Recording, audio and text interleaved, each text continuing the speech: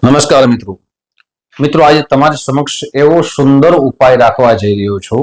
જો આપણા ઘરમાં ખૂબ ઝઘડા થતા હોય, વાદ વિવાદ થતા હોય તો આ જરૂર ને જરૂર ઉપાય કરજો. અને એવો સુંદર મજાનો શ્લોક આપવા જઈ રહ્યો છું જેમના જપ કરવાથી આપના દરેક પ્રકારના વિવાદ છે, ઝઘડા છે, ભગવાનની કૃપાથી દૂર થશે. માતા પિતા વચ્ચે ઝઘડા થતા હોય, પિતા અને પુત્ર વચ્ચે ઝઘડા થતા હોય, સાસુ અને વહુ વચ્ચે ઝઘડા થતા હોય, બે ભાઈઓ વચ્ચે ઝઘડા થતા હોય, બે બહેનો વચ્ચે ઝઘડા થતા હોય, માં અને પુત્રી વચ્ચે ઝઘડા થતા હોય તો આ ઉપાય આપના ઘરમાં અવશ્ય કરજો. બહુ સરળ ઉપાય છે, બહુ સુંદર ઉપાય છે. આ ઉપાય કોઈ પણ દિવસથી શરૂઆત કરી શકો છો. આ ઉપાય સવારે પણ કરી શકો છો અને સાંજે પણ કરી શકો છો. આપને શું ધ્યાનમાં રાખવાનું છે? સૌથી પહેલા આપના પરિવારને બધાને ભેગું થવાનું છે અને બધાય ભેગા થઈ કોઈ પણ એક સમય નિશ્ચિત કરો કે સવારે જ ઉપાય કરશું અથવા સાંજે ઉપાય કરશું. બધા વ્યક્તિઓ ભેગા થાવ. સૌથી પહેલા આપનો જે નિત્યક્રમ હોય, જે પૂજાનો ક્રમ હોય એ પૂજાનો ક્રમ આપ પરિપૂર્ણ કરી લો. સાથે આપની સામે પરમાત્મા શ્રી કૃષ્ણ ભગવાનની મૂર્તિ હોય અથવા પ્રતિમા હોય અથવા છબી હોય, તસવીર હોય, એમની સામે બેસવાનું છે. આપ ઠાકોરજીની પૂજા કરતા હોય, શ્રીનાથજીની પૂજા કરતા હોય કે ભગવાન દ્વારકાધીશના કોઈ પણ સ્વરૂપની પૂજા કરતા હોય તો પરમાત્મા સામે આપના પરિવારને સાથે બેસવાનું છે. અથવા આપણા કોઈ પરિવારના સભ્યો દૂર રહેતા હોય તો એ જે પરિવાર સાથે રહેતો હોય એમને જ બેસવાનું છે. હવે એક સુંદર મજાનો શ્લોક આપની સમક્ષ રાખું છું. એ શ્લોકને આપણે કેવલ ને કેવલ 108 વખત સાથે મળીને કરવાનું છે. આપ પરમાત્માની પૂજા કરો, જે પણ સ્વરૂપની પૂજા કરો, જેમાં પરમાત્માને આપ દૂધ અર્પણ કરો, માખણ અર્પણ કરો, કોઈ પણ પ્રકારનું ફરજિયાત નથી. આપના ઘરમાં જે પણ વસ્તુ હોય એ અર્પણ કરી અને ભગવાનને બે હાથ જોડી હૃદયથી આપને આ શ્લોક બોલવાનો છે. આપ 108 વખત ન બોલી શકો, બધા પરિવારના સાથે 108 વખત ન બોલી શકો તો આપને 54 વખત બોલો અને 54 વખત પણ ના બોલી શકો તો 27 વખત બોલો.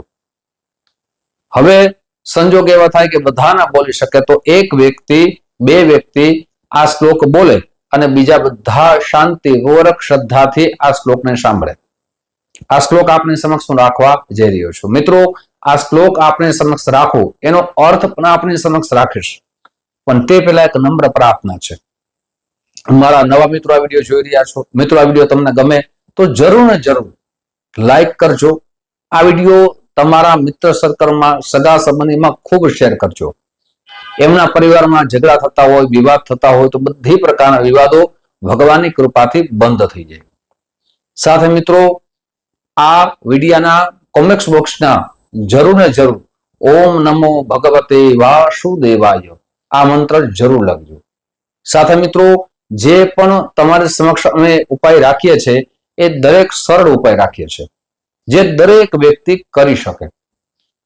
છતાં મિત્રો, આપના જીવનમાં અન્ય કોઈ સમસ્યા હોય અને એ સમસ્યા આપને દૂર કરવી હોય શાસ્ત્ર પ્રમાણે તો અહીંયા નીચે નંબર દેવામાં આવ્યા છે. આપનું નામ, જન્મ તારીખ, જન્મ સમય, જન્મ સ્થળ આ બધું વોટ્સઅપ નંબરમાં મોકલી આપશો.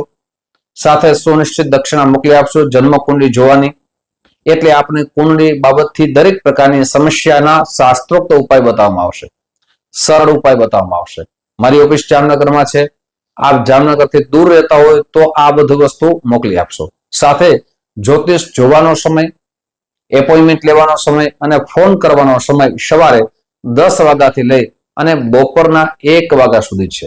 સાંજે 5 વાગ્યાથી લઈ અને રાત્રે 9 વાગ્યા સુધી છે. આ સમયે કોલ કરીને આપ મુલાકાત કરી શકો છો. મિત્રો, આ શ્લોક ખાસ કરીને આપ શાંતિપૂર્વક લખી લેશો. ઘણા બધા મિત્રો અમને કહે છે કે શાસ્ત્રીજી નીચે શ્લોક લખી આપો ને. હું બહુ શાંતિપૂર્વક આ શ્લોક બોલીશ.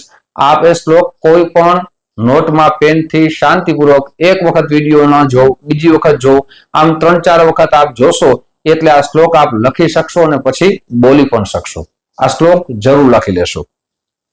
ઓમ કૃષ્ણાય વાસુદેવાય હરયે પરમાત્મને પ્રણતઃ ક્લેશનાશાય ગોવિંદાય નમો નમઃ.